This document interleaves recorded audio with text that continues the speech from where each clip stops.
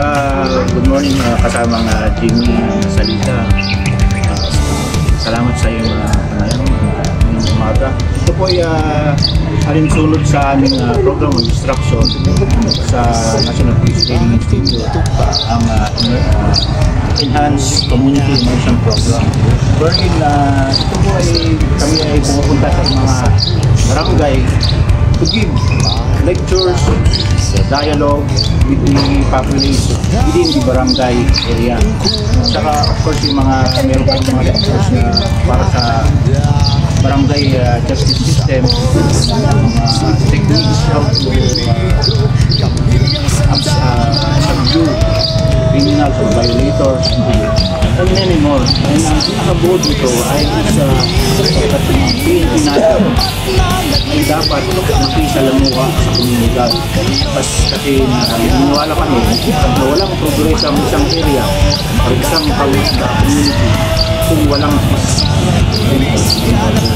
So walang uusbong na negosyo, walang uunlad na pamayanan, at walang puro ang mangibabaw dito yung mga may maling kain na kailangan magpapasok at gagawin oportunidad maging sa kanila o pabor.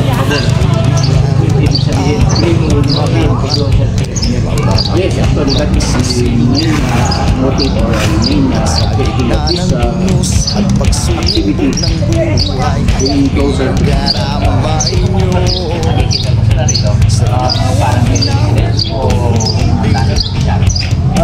halo-halo na. Ito lang po yung area of meeting namin. Dahil concluded, ibang mga barangay po ng Lubatan ay pumunta dito. But this barangay Tradisenya, the host area of host barangay.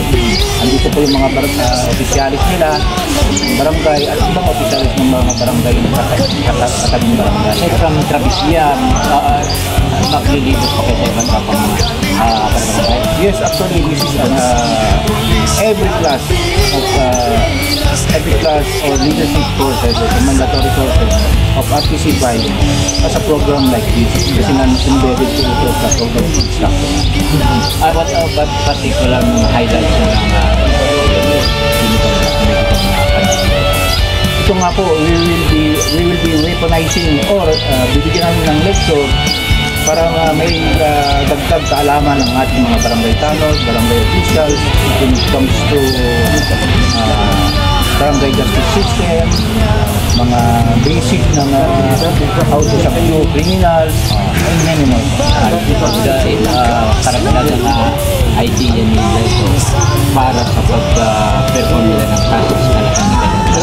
Opo, ito po ay aming kain sa Regional Training Center 5 na bigyan ng dagdag karunungan ng ating barangay tanod, barangay officials, and of course the main Albay Training.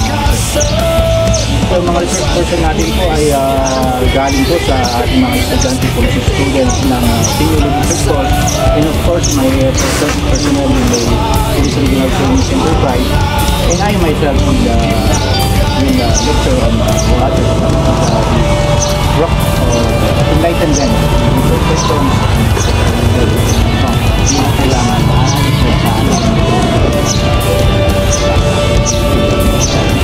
yes, we will just reassuring the mandates with Philippine National Police for directives or PNP Police General Emel Marvin na maigdiin namin ang aming komunikasyon, partisipasyon ng community when it comes to this murder. Anong department na ngayon ninawa sa nila? Albay Video, sir? No, I'm not, hindi ako sa Albay Video, but I'm the chief of the Police Regional Training Center. Kami ang nangisiwa ng mga asiwa ng mga training ng mga bagong police na papasok ngayon December, and of course we are